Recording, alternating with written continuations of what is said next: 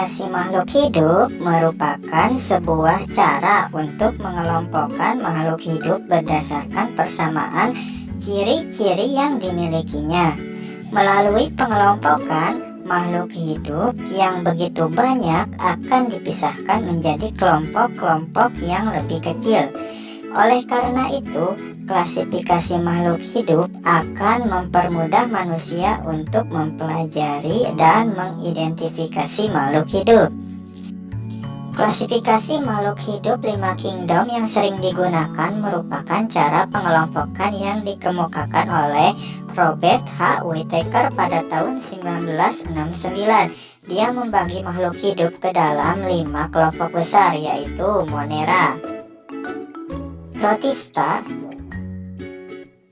fungi atau jamur, plantae atau tumbuhan, dan animalia atau hewan.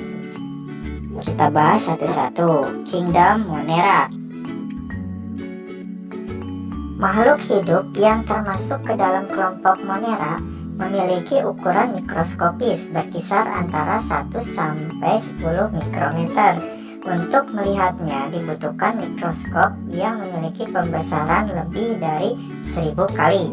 Ciri-ciri makhluk hidup kelompok Monera adalah selnya tidak memiliki membran inti atau prokariotik, bersel satu, dan berkembang biak dengan cara membelah diri. Kingdom Monera terdiri dari bakteri dan alga hijau biru. Kingdom Protista.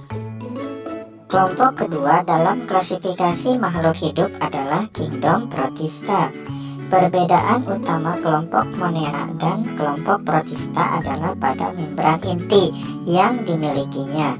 Makhluk hidup Kingdom Protista selnya mempunyai membran inti.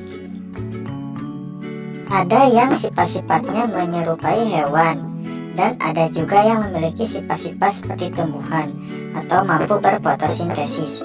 Kelompok Protista yang memiliki sifat seperti hewan disebut protozoa, dan yang memiliki sifat tumbuhan disebut alga. Makhluk hidup yang termasuk ke dalam kelompok protozoa adalah Paramecium, Entomobacoli yang terdapat pada usus besar dan dapat menyebabkan penyakit diare, dan Plasmodium malarinae yang menyebabkan penyakit malaria. Alga yang termasuk ke dalam Kingdom Protista adalah alga selain alga hijau biru.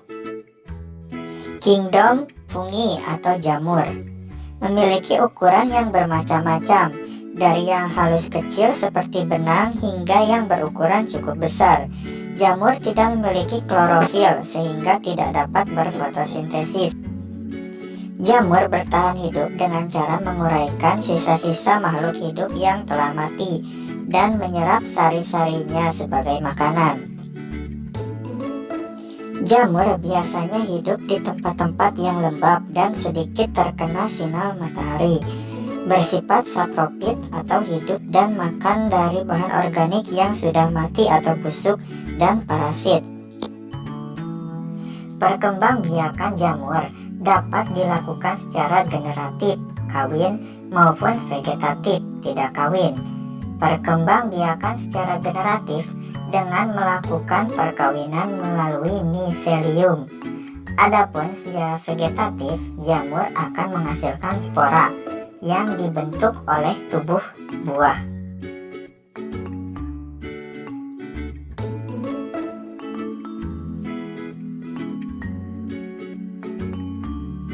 Bagian-bagian pada jamur.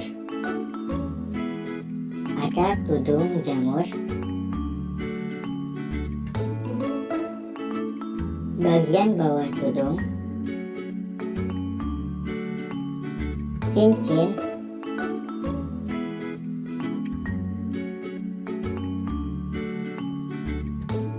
hifa, miselium,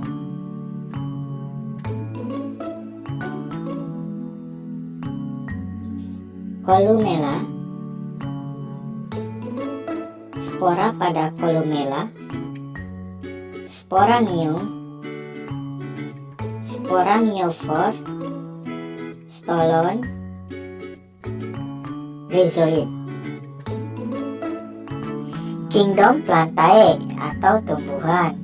Kelompok ini beranggotakan makhluk hidup bersel banyak yang mampu berfotosintesis. Kemampuan fotosintesis ini dikarenakan adanya klorofil di dalam kloroplas. Klorofil inilah yang bisa memanfaatkan energi cahaya matahari untuk membuat makanan.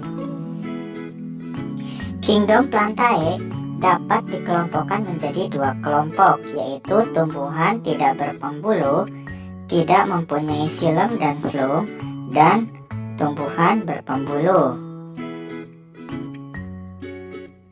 Tumbuhan yang termasuk ke dalam kelompok tumbuhan tidak berpembuluh adalah tumbuhan lumut, sedangkan tumbuhan paku dan tumbuhan berbiji termasuk tumbuhan berpembuluh.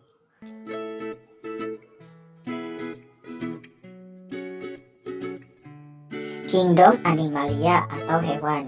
Dalam klasifikasi makhluk hidup, hewan termasuk ke dalam Kingdom Animalia. Hewan merupakan kelompok makhluk hidup yang hidup dengan cara memakan makhluk hidup lain. Perbedaan utama antara hewan dan tumbuhan adalah pada dinding sel yang dimilikinya. Sel-sel tumbuhan memiliki dinding sel, sedangkan sel-sel hewan tidak mempunyai dinding sel. Kingdom Animalia dapat dikelompokkan menjadi dua bagian berdasarkan ada tidaknya tulang belakang. Berdasarkan hal itu, hewan dapat dibagi menjadi kelompok hewan bertulang belakang atau vertebrata dan hewan tidak bertulang belakang atau avertebrata.